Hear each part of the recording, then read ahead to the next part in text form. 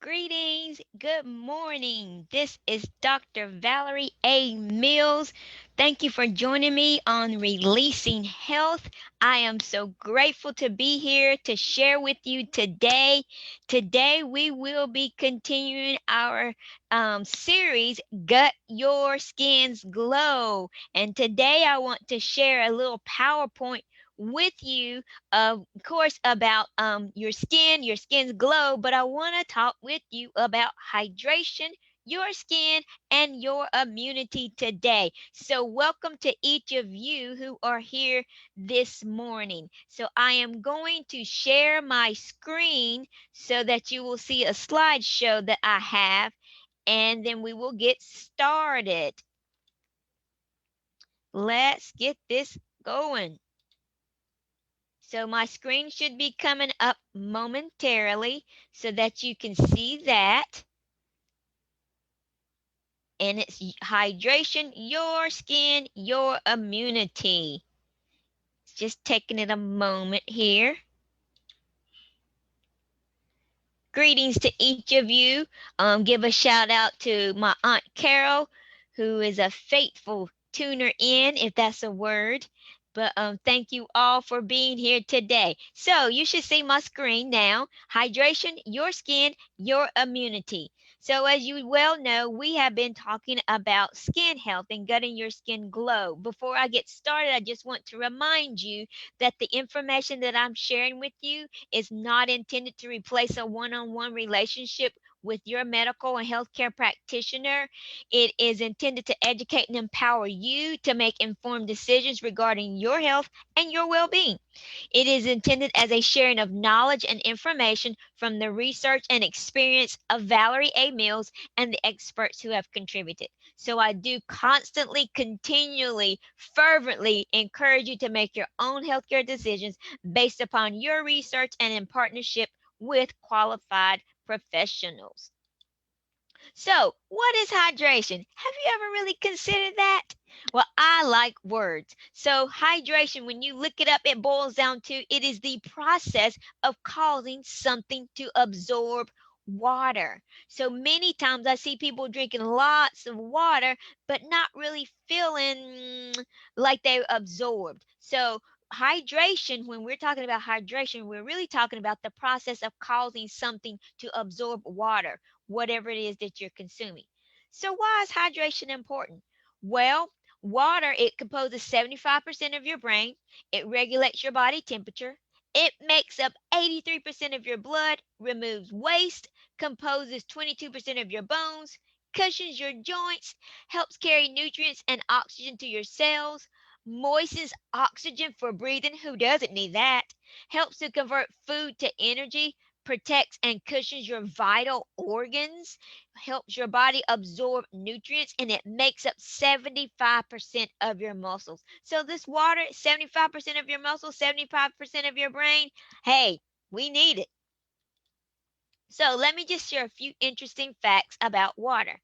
Your body cycles about 10,000 gallons of water every 24 hours. So just think about that, 10,000 gallons of water every 24 hours. Most people are running around with a deficit of between 6 and 10 cups. So by the time you notice thirst, you're usually down between 2 and 3 cups. So how do you even know you need water? Well, you may be expressing some symptoms of dehydration, and these are just a few. They're not all, but you may experience headaches or dizziness or bad breath or fatigue, skin's glow, skin dryness, and constipation. And if you're constipated, that will actually help you to have more dry skin. Things aren't circulating. You need water if you have an increase in sugar cravings, and also there's a decrease in your urine output or you're having muscle cramps. Now, mind you, again, that's just a few things that are getting us an indication that we may need to be hydrated. So let's talk about the skin for a moment. And I won't go into the nerdy part today, but our skin, if you think about it, so we talked about hydration and we're talking about your skin and your immunity. So, how does the skin connect with hydration and immunity?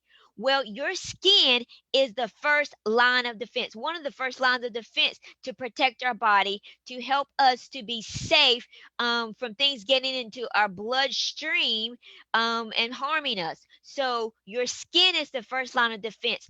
And again, because I like to study words, I like to get the origin of words. If you were to actually look up the word skin in scriptures, it is actually a coat. So this skin is a coat.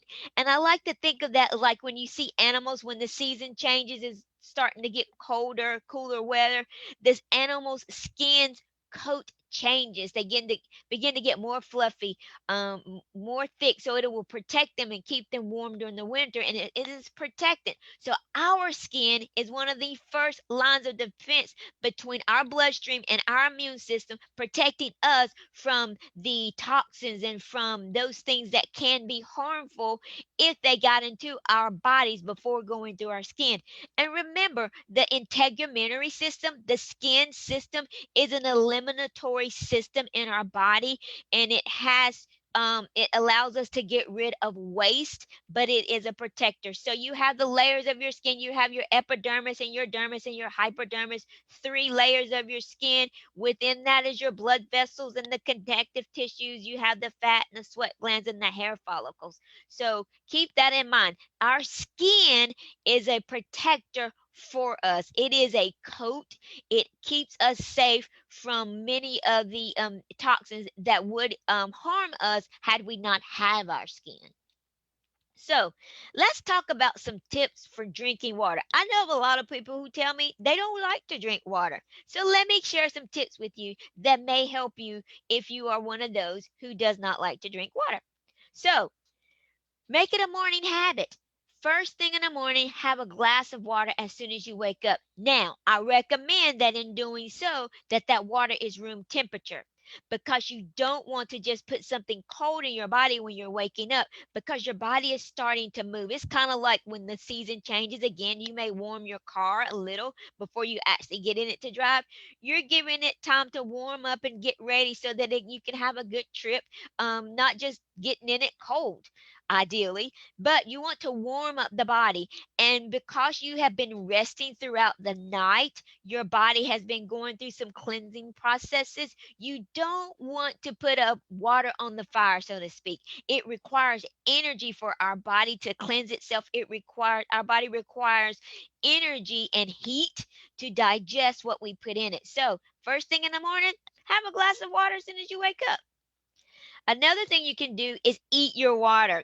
And I get laughed at a lot of times by my sibling and my nieces and nephews when I said eat your foods to eat your liquids and let me get this straight. So chew your foods to liquid, and if your food is already liquid, chew it before you swallow it. For example, a liquid food would be like a smoothie, something like that. But you want to eat your water, meaning you want to eat your fruits and your vegetables to hydrate while you get your 5 a day or 9 a day, how many vegetables you want. Minimum five, I would say. Nine is better. But you want to eat your water. You want to, when you put it in your mouth, don't just gulp it, chew it, break it down, make it as liquid as possible. And if it is already liquid, swish it around in your mouth to allow those taste buds to start to activate and signal your body that, hey, I got something coming and I need you to help me process it so I can have the optimal experience with the energy that it's going to supply. Another tip is fruit infusions. Infuse fruit into your water, and that can make it flavorful. So some of the fruits we'll see here in a few moments, some citrus fruits, some berries, but make a fruit infusion. That is if your blood sugar tolerates it, and that's another story for another time. So we've talked about what hydration is. We've talked about some tips to encourage you to drink water, but let's talk about some tips for absorbing water. Remember, hydration is all about absorbing water. And we learned that 75% of our brain, 75% of our intestines, our muscles, and they require water. So let's talk about absorbing water. And also, since we're talking about skin, if you are hydrated, if you are absorbing water, you're better able to utilize the vitamins and the minerals. So you're going to have that plump, healthful looking skin. And this skin coat is going to be a better protector for you between your blood vessels, your bloodstream, and your immune system. So let's hop into it. So, some tips for absorbing water. The first one is to actually put a teaspoon of unrefined mineral salt in 32 ounces of water and drink it throughout the day. So that is an Ayurvedic recommendation. Now the salt is not table salt. It's like Celtic sea salt or the Himalayan pink salt. Those salts tend to have about 84 minerals in them. And because we need minerals, putting that in the water allows your body to be able to have the optimal experience of absorbing water as well as utilizing those minerals. So this is a citrus. This is lemon. So if you're able to do citrus, have at it. So when it comes to lemons and limes, some things that they help with along with hydrating, they assist the nervous system. They promote healthy hearts. They help to detoxify your body. They're high in antioxidants, and they also relieve constipation, assist in lowering blood pressure, and assist with inducing good sleep. Who doesn't need good sleep? Remember, if you're not sleeping well, you're not healing well. They also help to alkalize your body. It is better for your body to have more of an alkaline environment than an acid environment. I like to call alkaline light and acid dark, and we need light and life to promote life. So our lemons and our limes are able to help our body to be more alkaline within our system. So we promote the actual life in the processing of these minerals and vitamins that we're consuming. Lemons and lime also can be antiviral for you, and they also have been known to help relieve heartburn. So that's some benefits of lemons and lime. Add those to your water, your room temperature water. And I've shared before, one of the things that I like to do in the morning is to get some room temperature water. Now that the season is changing, I want a little bit more warm. So I want some warm water, and I'll put some lime in the water. And I've learned that my body appreciates lime more so than the lemons, and that's another story with that. But putting some lime in there, putting a little bit of cayenne pepper or some black pepper or some turmeric is a very nourishing drink to help wake up your body, to help it to continue to process the waste that it has worked on throughout the night. And it is very, very nourishing. So, here are some of the top 10 hydrating foods. Cucumber, celery, lettuce. Those are the top, some of the top ones that I like to use. Then you have the tomatoes, the watermelon, the strawberries, melons, and you have broccoli, and then you have some peaches, and then you have some frozen yogurt. The yogurt, I'm not really sure why all they have that on there, but that's their preference. But 10 hydrating foods. Cucumbers and tomatoes, they are actually fruit, so you have to be mindful if you are sensitive to certain fruits or nightshades, or even beans or legumes, you need to be mindful to watch out how your body responds with cucumbers and tomatoes. With the melons, the watermelons and the canary melons, whatever type melons they are, I do caution you with those as well, because depending on how your body is in regards to blood sugar balance, it may tend to not be such a helpful thing for you. So just be mindful. But these are some of the most common hydrating foods. They have high water content. They nourish you. They are filled with vitamins and minerals. And they help your skin. Now, here is this hydration helping us to absorb the water from what we consume, our skin, our coat, our one of our first lines of defense to protect us when we are needing to be shielded from the viruses and toxins and bacteria. So one of the things that I like to do, because your skin like I said, it is a berry. It has bacteria on it, so your skin protects us. It helps our immune system. So when it comes to hydration, your skin and your immunity, one of the things that I really enjoy to do, and it is quite economical, is to make herbal infusions. Why? What is herbal infusions? You may say herbal infusions are liquids that are more strong than making a regular tea. With herbal infusions, the herbs are usually infused in the water for at least 4 hours. Many times I will do mine overnight so I'll have it ready for the next day. One of my favorite herbs to use is stinging nettle. Stinging nettle, it actually has stingers on them when you pick them. You have to have gloves to pick them, but once you wash them and even you can saute them and eat them like you eat regular greens, like your spinach and your kale. The stingers aren't there. But stinging nettle is very nutrient dense, very high quantity of minerals, and it is very nourishing to the skin. And because it's nourishing to the skin, it is promoting immunity within our bodies. So, stinging nettle. Another of my favorite is dandelion. Dandelion is helpful because it actually helps to support the liver in its detoxification processes. And remember, anytime that our liver is promoted and toned, it's going to allow our body to eliminate waste properly, and it's not going to be such a great challenge with our things trying to come through our skin to be eliminated. Because when you have these outbreaks of acne or what do you call it, eczema, some other skin expressions, it is your body trying to eliminate waste. Many times it is your body's way of trying to eliminate toxins and waste through your skin because it's not able to release them other avenues. But dandelion supports the liver. You can actually have, when it's out, they're not out so much now, but in the grocery stores you can find dandelion. You can saute them, eat them as well. But with these herbal infusions, it is wonderful and it helps to keep your system cleansed. Now, red clover and cleavers, these are lymphatic herbs, which means they help your body to cleanse the lymphatic system. The lymphatic system in our body is the only system that does not have a pump. So, unless we are moving, have some activities going on, jumping on a trampoline, running, doing some walking, our lymph system will not get cleansed properly. But this red clover and cleavers, they help to cleanse the lymph. So when your lymph is clean, your immune system is better supported and your skin is having a better opportunity to glow. Now, some of these herbs, I'm okay drinking stinging nettles green straight. I like it. It has a pleasant taste to me. But many of these herbs, they're not pleasant tasting to some people. So what do you do to encourage you to be able to drink these liquids to get the benefit of the minerals and the nutrients?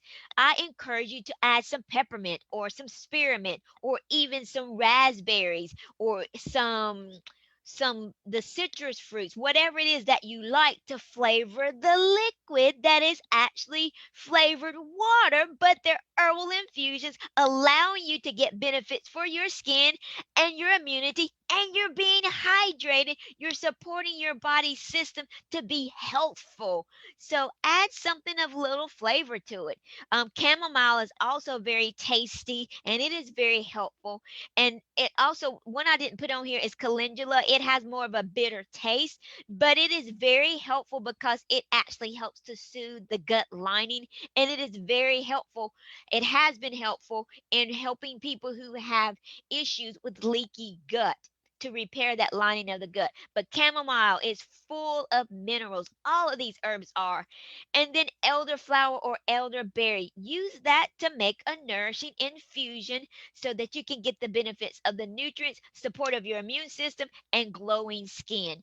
So, hydration, your skin, your immunity. It can be done. It is a very pleasant activity to partake of, at least for me, to know that you can incorporate um, herbs and get hydrated at the same time. So if you don't like the taste of water, add some flavor, add some herbs, and get the benefit of supporting your immune system as well as your skin, which is our coat. It is one of the first lines of defense that we have, and keep it supple, keep it hydrated, keep it plump so that it can protect us, the bacteria that are on it that fight all things when they try to come into our bodies. Support it with hydration, with herbs, with the citrus fruits.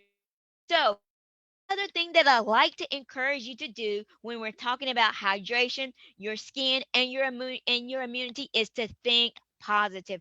There's always something that may try to force you to think negatively, but think positive. Your body responds to your thoughts. We are created beings. We are fearfully and wonderfully made, and our thoughts can affect our body's expressions. So I encourage you to think positive, because that is hydrating your spirit. That is hydrating your mind. And our spirit, our mind, and our body, they communicate. They are related. So think positive. So, as a recap, why is hydration important? Because 75% of our brain and 75% of our muscles are made up of water, and we need water. We need to be able to absorb water, so we need to know how to incorporate our foods, our herbs to support our skin and to support the functions of our body. It is important so that we can have moisture and oxygen, so that we can breathe, carry oxygen to our cells, cushion our joints and our organs, so that we can decrease any inflammation and any infections. So we want to remove waste and hydrate these bodies. So that is your Gut Your Glow series for today. Your hydration, your skin, and your immunity. And I'm going to stop share, and I want to just encourage you to continue to hydrate, to continue to nourish your body, continue um, to enjoy this health journey that we're on.